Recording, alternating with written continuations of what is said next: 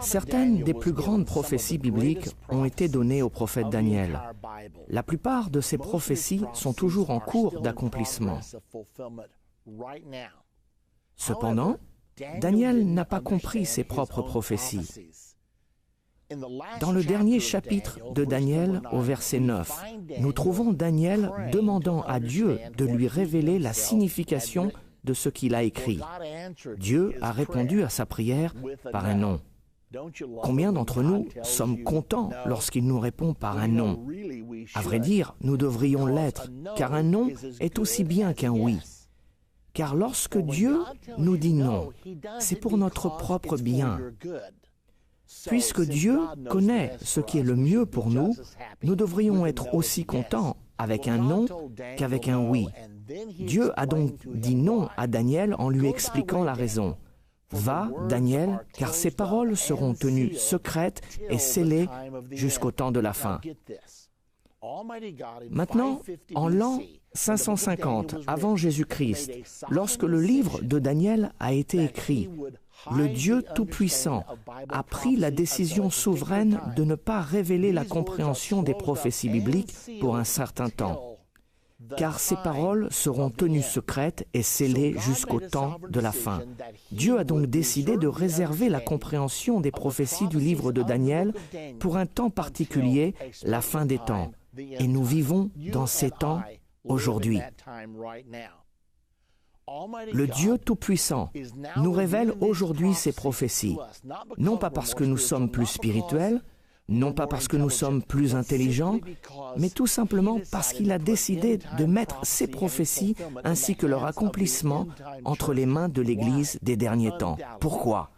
Sans doute afin de créer un dernier grand réveil des derniers jours. Vous savez, Jésus a dit dans Jean 14, 29, « Je vous ai dit ces choses avant qu'elles arrivent, afin que, lorsqu'elles arriveront, vous croyez. » Et dans ce cas particulier, il parle de sa résurrection des morts. Et c'est ça la puissance de la prophétie. Lorsque Dieu prédit des choses à l'avance et dans les moindres détails, lorsqu'elles celles-ci se passent, nous sommes émerveillés par l'exactitude et la puissance de la parole de Dieu ainsi que l'omniscience de notre Dieu. Il existe un autre passage dans Apocalypse 19, 10 qui dit « Car le témoignage de Jésus est l'esprit de la prophétie ». Qu'est-ce que cela signifie? Dieu a toujours utilisé les prophéties et l'accomplissement des prophéties afin de créer la foi dans le cœur de ceux qui croiront. Nous entrons aujourd'hui dans une période de temps où les prophéties s'accomplissent plus vite que jamais. D'après moi, personne ne devrait laisser passer un an, voire 2 ou 3, sans avoir une profonde connaissance des prophéties bibliques. Vivre les prochaines années sans comprendre ce qui est prédit est comme marcher dans un champ de mines avec les yeux bandés. Pouvez-vous vous imaginer dans cette situation? Disons que vous êtes à la guerre, vous avez été capturé et votre ennemi joue avec vous. Il vous bande les yeux et vous dit « Nous allons vous donner une chance de vous échapper. Il y a un champ rempli de mines, vous pouvez prendre le risque de traverser ce champ ou bien d'être exécuté. Vous avez donc un choix. Vous pouvez courir au travers de ce champ de mines, prenant le risque de perdre une jambe, un bras, ou bien même votre tête, soit vous décidez de rester et vous êtes exécuté. Personne ne voudrait être dans une telle situation. Cependant, c'est devant cette situation que la race humaine est sur le point de rentrer dans les prochaines années. Car les accomplissements prophétiques sont tout autour de nous et vont provoquer un chaos et un danger. Cependant, les leçons que nous vous proposons dans les prochaines semaines seront très importantes pour chacun d'entre nous. Nous allons vous ôter votre bandeau des yeux et vous donner une carte précisant où se trouvent les mines. Ainsi, lorsque vous arriverez près de ces mines, vous pourrez vous détourner et vous saurez ainsi ce qu'il faut faire ou ne pas faire afin de diriger votre famille et vos proches dans les jours à venir.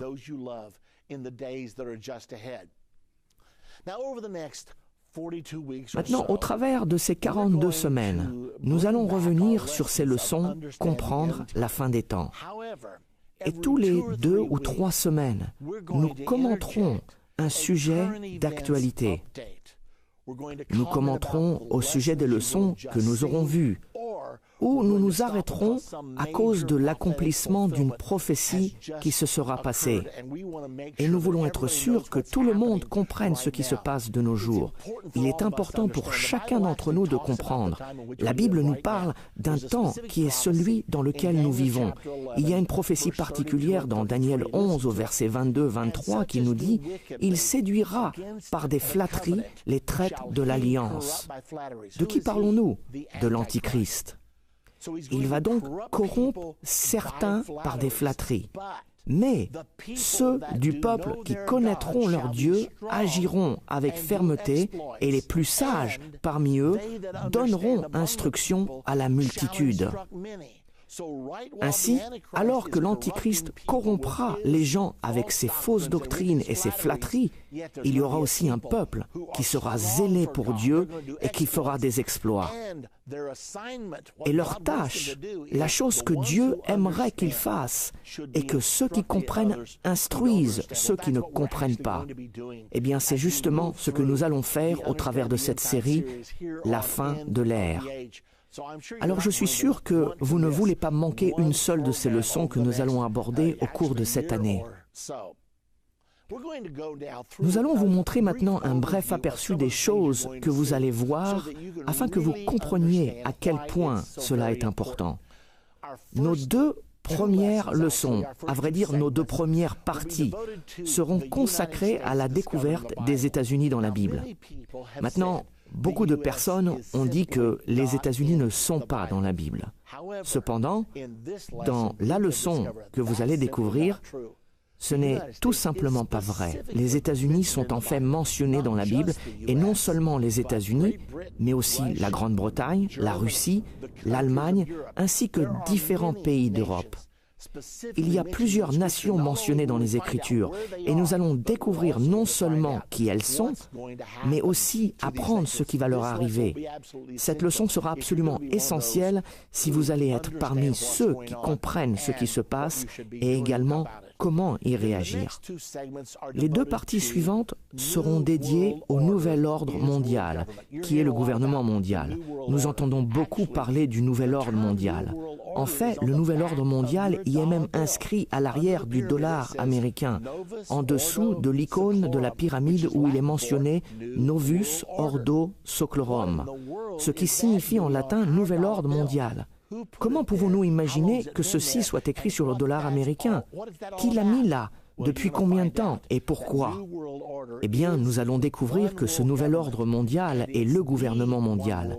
Et c'est dans ce gouvernement mondial que l'Antichrist régnera. Et il faut savoir que ce gouvernement mondial, alors que nous parlons, est en train d'être formé au travers de la mondialisation. Après cela, nous allons voir une leçon cruciale.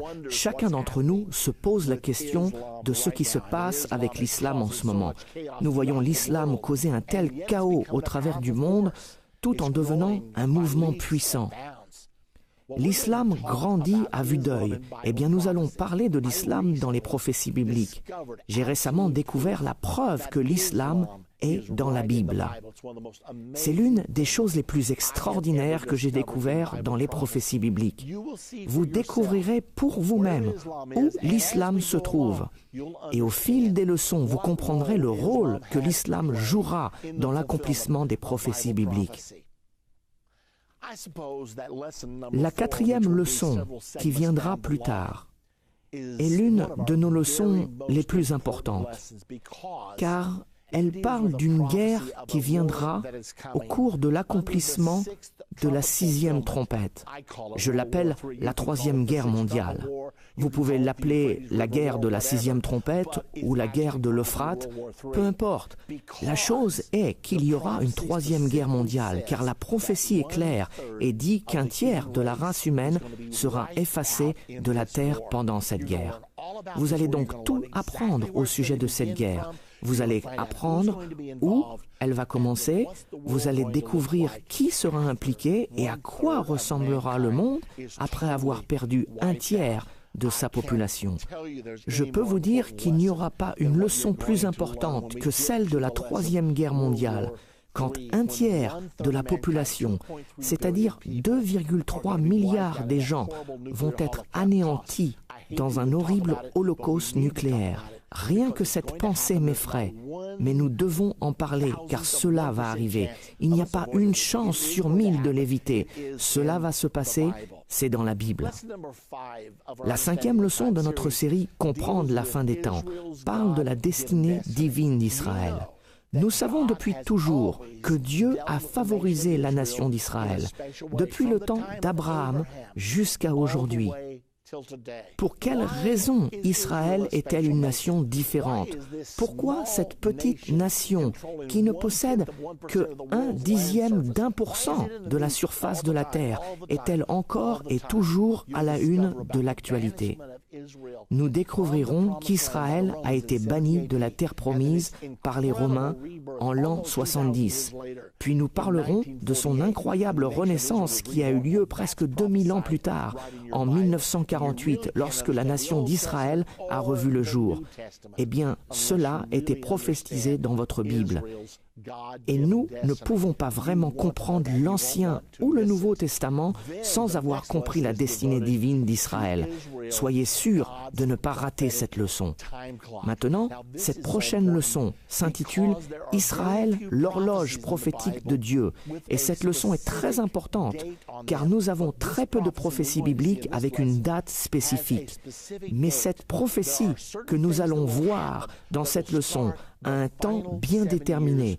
Certains événements arriveront et déclencheront les 7 dernières années avant la deuxième venue de Jésus-Christ, ainsi que la bataille d'Armageddon. Nous allons apprendre très exactement ce qui va se passer, afin que vous puissiez reconnaître le début des 7 dernières années. Nous verrons ces choses se passer. Elles seront dans notre actualité, elles pourraient arriver bien plus vite que ce que l'on pense.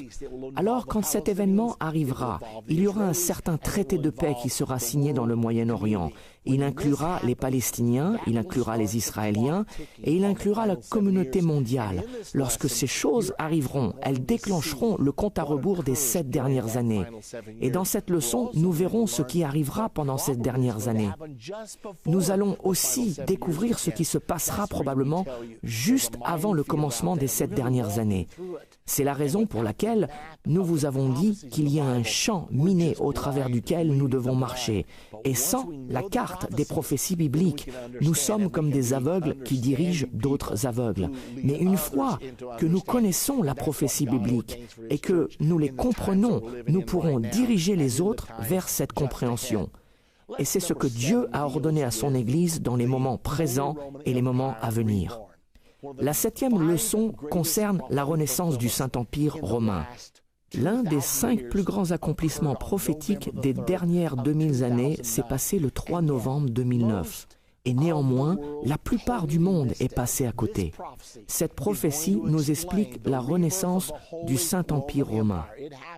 Elle s'est passée le 3 novembre 2009. Et nous en découvrirons toute l'histoire.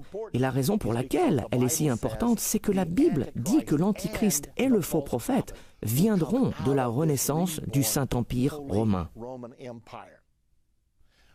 Lorsque nous arriverons à la 8e leçon, nous parlerons de l'Antichrist et de son partenaire religieux, le faux prophète. Maintenant, il faut savoir que ces 2 personnages sont actuellement vivants sur la terre aujourd'hui. L'Antichrist sera celui qui contrôlera l'émergence du gouvernement mondial, connu comme le Nouvel Ordre mondial ou la Communauté mondiale. C'est tout ce qui est en train de se passer aujourd'hui. Et le faux prophète sera le dirigeant du système religieux mondial qui s'installe actuellement et que l'on appelle le regroupement des foi. Ainsi, nous découvrirons tout au sujet de ce faux prophète qui est très, très important. La plupart d'entre nous, nous avons déjà entendu parler du chiffre 666. Ce numéro effrayant que l'on ne veut certainement pas avoir sur notre plaque d'immatriculation. D'ailleurs, quand nous faisons nos courses, Nous ne souhaitons pas avoir un total de 6,66 €, car cela risquerait de nous faire aller acheter quelque chose d'autre.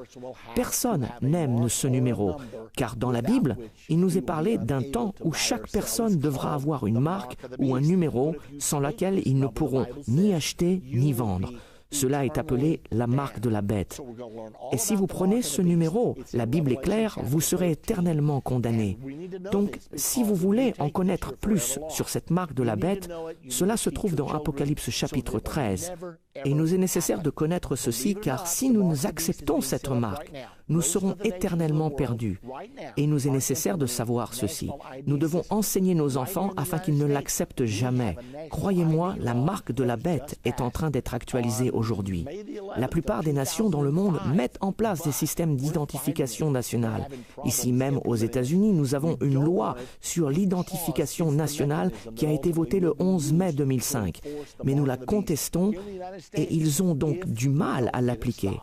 Nous n'en voulons pas, car c'est par ce mécanisme que la marque de la bête sera utilisée sur les gens aux États-Unis si nous ne l'arrêtons pas. Maintenant, en continuant, nous arrivons à notre 10e leçon. Nous allons parler de la venue de la religion mondiale. Les politiciens ont compris que la religion est une force puissante dans notre monde. Ils ne peuvent tout simplement pas mettre la religion de côté car c'est une force qui est bien plus puissante que celle de la politique.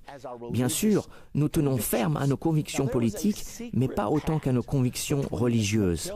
Nous verrons aussi qu'il y a eu un pacte secret entre Mikhaïl Gorbatchev et le Vatican qui a été signé au début des années 80. Beaucoup de gens croient que la chute du mur de Berlin et le démantèlement du rideau de fer étaient des événements qui sont arrivés par hasard. Mais ce n'est pas le cas. C'était un plan méticuleusement préparé pendant une dizaine d'années. Nous allons vous ramener dans les coulisses et vous entendrez les histoires les plus extraordinaires jamais racontées. Comment Mikhaïl Gorbatchev et le pape Jean-Paul II ont travaillé ensemble pour faire tomber le mur de Berlin, démanteler le rideau de fer et rapporter une fin à la guerre froide. Tout cela est lié avec l'établissement de la venue d'une religion mondiale ou universelle. Puis, dans notre prochaine leçon, nous regarderons la deuxième partie de la venue de cette religion mondiale, où toutes les religions ne deviendront qu'une. La Bible prédit qu'il y aura non seulement un gouvernement mondial, mais aussi une religion mondiale. L'Antichrist régnera sur ce gouvernement mondial et le faux prophète régnera, lui, sur cette religion mondiale. Nous allons devoir nous soumettre à ce système politique mondial ainsi qu'à ce système religieux mondial. Sinon, ils ne permettront pas que vous obteniez ce numéro qui vous donnera le droit d'acheter ou de vendre. En fait, ils espèrent vous imposer cette identification nationale, ce numéro, qui vous permettra de travailler. Car si vous ne pouvez pas travailler, comment allez-vous acheter ou vendre? Dans notre 11e leçon, nous continuerons à parler sur le regroupement des religions. Nous allons fusionner l'islam avec le christianisme et le judaïsme. C'est d'ailleurs la raison pour laquelle le président Obama, lors de son investiture, a eu des juifs qui ont prié, des musulmans qui ont prié, un homosexuel qui a prié, ainsi qu'un évangélique, Rick Warren, qui a prié pour son investiture. Tout ceci nous dirige vers le regroupement des religions du monde. La 12e leçon est une de mes préférées. Le livre de l'Apocalypse nous parle d'une série de 7 événements annoncés par 7 sceaux, 7 trompettes et 7 coupes. Les 7 sceaux racontent une longue histoire qui se termine à la bataille d'Armageddon. Les 7 trompettes racontent une histoire un peu plus courte qui se termine également à la bataille d'Armageddon. Et les 7 coupes racontent une histoire très courte qui se termine elle aussi à Armageddon. Concernant les trompettes, 5 d'entre elles ont déjà sonné. Nous attendons la 6e trompette. Cette 6e trompette sera la 3e guerre mondiale. C'est écrit dans Apocalypse au chapitre 9. Dans cette leçon des 7 trompettes, nous allons apprendre ce que signifie chacune d'entre elles et la raison pour laquelle je crois que la 3e guerre mondiale arrive. Cela peut arriver à n'importe quel moment. Elle peut même avoir éclaté avant que vous ayez eu l'opportunité de voir ces leçons. Elle est sur le point d'arriver. Cela peut être aujourd'hui ou dans 2 ans, 3 ans, 5 ans. Je ne peux pas vous le dire exactement, mais je suis absolument sûr, sans aucun doute, qu'elle arrive. Notre 13e leçon nous parle de la deuxième venue de Jésus-Christ. Maintenant, ceci est l'apogée de la Bible. Le livre de l'Apocalypse est en fait un livre de révélation. Si nous regardons le premier verset, nous lisons « Révélation de Jésus-Christ ». Le mot « apocalypse » vient du grec « apokalypsi », qui veut dire « dévoiler ». En réalité, le livre de l'Apocalypse est le dévoilement ou la révélation de Jésus-Christ sur terre. Il s'agit de l'histoire de sa deuxième venue sur terre, le moment où il viendra sur terre pour abaisser le gouvernement humain et être couronné roi des rois et seigneur des seigneurs. L'histoire de la seconde venue nous est racontée 5 fois dans le livre de l'Apocalypse. Elle nous est racontée d'une manière, puis d'une autre, et encore d'une autre. Nous allons donc vous parler de chacune d'entre elles dans cette leçon appelée la seconde venue. Elle vous enrichira. De plus, il est important que vous soyez prêts pour la seconde venue, car c'est le moment où nos corps deviendront immortels, et pour ceux qui sont prêts, ils régneront avec Jésus-Christ pendant 1000 ans. Notre 14e et dernière leçon s'intitule « Le royaume de Dieu ». Le royaume de Dieu est tout simplement le moment prophétisé lorsque Jésus-Christ viendra et abaissera les gouvernements humains pour y établir son royaume sur terre. Pendant 1000 ans, aucune guerre, les hommes forgeront de leurs glaives des oyaux et de leurs lances des serpes. L'Écriture nous dit que on n'apprendra plus la guerre. Il y aura la paix sur la terre et bienveillance envers les hommes. Ce sera une période extraordinaire et vous voulez être sûr d'y participer. Maintenant, dans notre série de DVD, nous voulons vous parler de comment entrer dans le royaume de Dieu, car c'est quelque chose que vous devez savoir. C'est d'une importance vitale. Enfin, où en sommes-nous aujourd'hui? Alors que nous commençons cette série, il y a 2 grandes prophéties sur le point de s'accomplir. L'une est la 3e guerre mondiale, dont je pense qu'elle peut éclater à tout moment. Certaines personnes encouragent en ce moment même le président Obama à attaquer l'Iran. Cela pourrait être l'étincelle qui déclencherait cette 3e guerre mondiale. Je ne peux pas vous l'affirmer, mais ce dont je suis sûr, c'est que la Bible nous dit qu'un tiers de la population sur Terre sera détruit.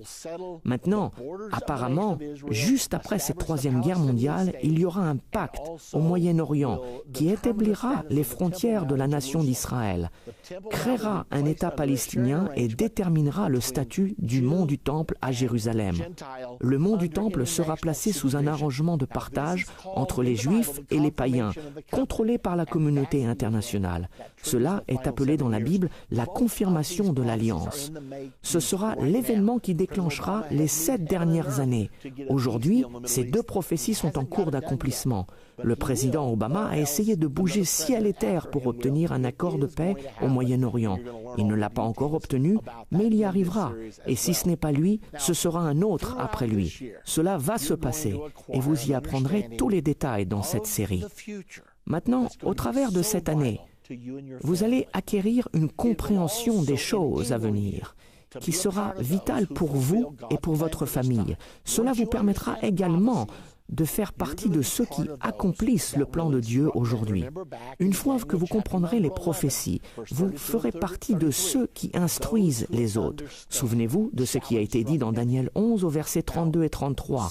Les plus sages parmi eux donneront instruction à la multitude. Maintenant, puisque ces leçons sont si pertinentes aujourd'hui, je crois fermement qu'elles viennent de Dieu pour les temps dans lesquels nous vivons.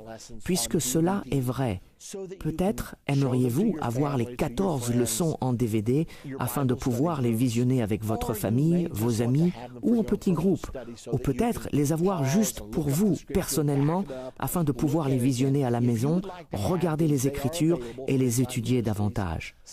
Donc, si vous voulez obtenir ces DVD, ils sont disponibles à End Time Ministry. Appelez tout simplement le 1-800 End Time, c'est le 1-800-363-84-63. où vous pourrez commander la série de Comprendre la fin des temps. C'est 14 DVD d'1 heure chacun. Ou bien allez sur notre site endtime.com où ils sont également disponibles. Je pense qu'il est vital que chacun d'entre nous ayons ces leçons afin de pouvoir enrichir nos connaissances alors que nous étudions cette série au travers de l'année. Je serai donc ravi de vous voir chaque semaine. Et en attendant la semaine prochaine, que Dieu vous bénisse et n'oubliez pas que Jésus-Christ revient bientôt.